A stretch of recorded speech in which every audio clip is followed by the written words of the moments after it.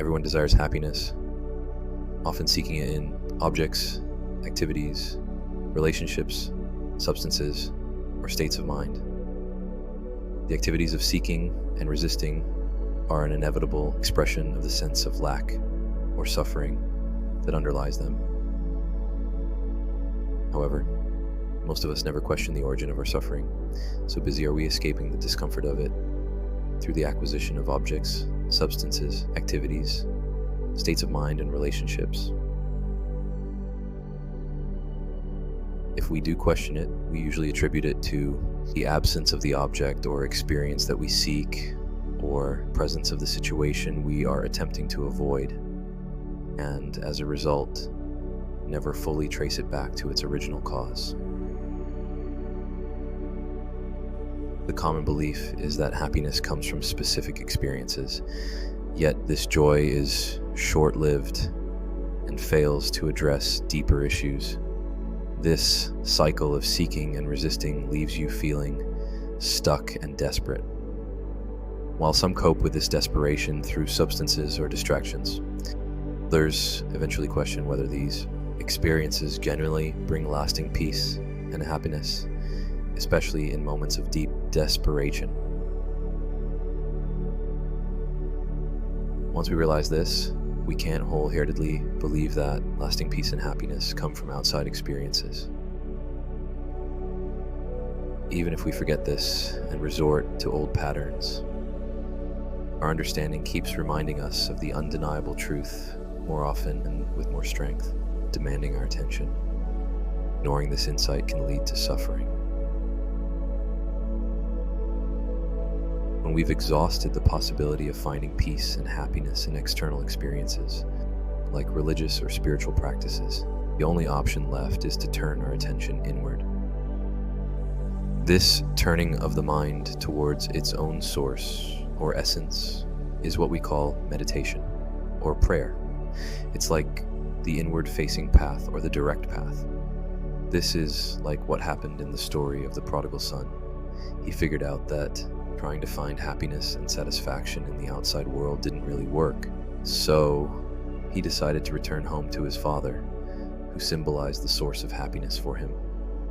Similarly, when we give up obsessing over our suffering and turn our focus inward, investigating the nature of the one who experiences, we discover that peace and happiness are not occasional experiences, but the very nature of the mind itself. They are always present, though sometimes hidden by the noise of external experiences. This is why many spiritual traditions say that lasting peace and happiness are within us, available to everyone at all times and in all circumstances. The idea that peace and happiness are our essential nature might raise questions, especially if happiness isn't always experienced. Isn't happiness, like all other experiences, intermittent and alternating with unhappiness? Imagine looking up at the sky on a cloudy day. It seems like the clouds go on forever, and then suddenly a tiny patch of blue appears. More patches pop up, each appearing and disappearing on their own. At first, it might seem like the natural state of the sky is the endless gray clouds, and the blue patches are just temporary visitors. But if you really investigate, you'll find out that those blue patches are like windows to an always present, expansive blue sky. The gray clouds just come and go. Now, apply this idea to our feelings of happiness. At first glance, it might seem like moments of joy pop up here and there in our lives, like the blue patches in the sky. We might think our usual state is a bit unsatisfying or lacking, and happiness just visits us briefly. However, if we take a deep dive into our minds, exploring our thoughts, feelings, and sensations, we'll discover that happiness isn't a fleeting visitor. It's there, always, in the background of our experiences. So, happiness isn't a back and forth game with unhappiness. They're not opposites, just like the blue sky isn't the opposite of clouds. Unhappiness veils happiness, just as clouds veil the blue sky. Happiness is like a constant companion. our very nature hiding in the heart of who we are, no matter the conditions or circumstances. It's not something we can go out and grab. It's something that reveals itself. Here's a big idea.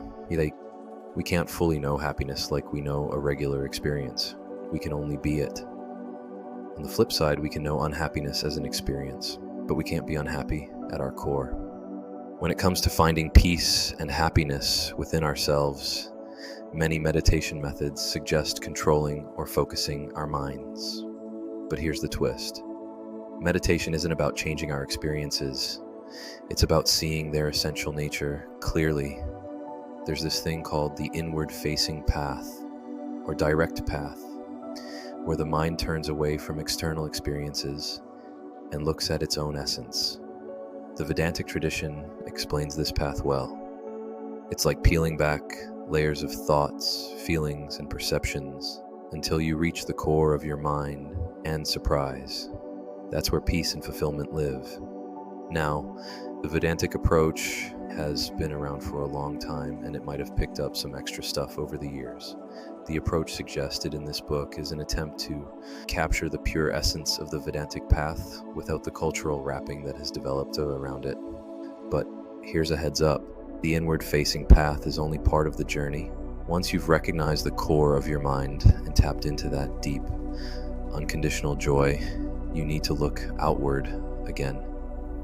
It's about aligning your thoughts, feelings, actions, perceptions, and relationships with this new understanding. Peak of the inward journey is recognizing awareness, which is like the big boss, the presence, the priority, and the nature that goes beyond everything we know and experience. Yet it's not the full experience where awareness seeps into every part of our lives if we don't reconnect this understanding with our daily experiences. There might be a shaky connection between our core awareness and everything else. This might lead to denying or avoiding life in the real world, becoming a safe haven for any lingering sense of separate self. This will be addressed in future videos. Feel free to subscribe. So, in a nutshell, realize that happiness isn't just a visitor. It's always there within us. And the journey involves looking deep within, understanding our core, and then bringing that understanding into our everyday lives.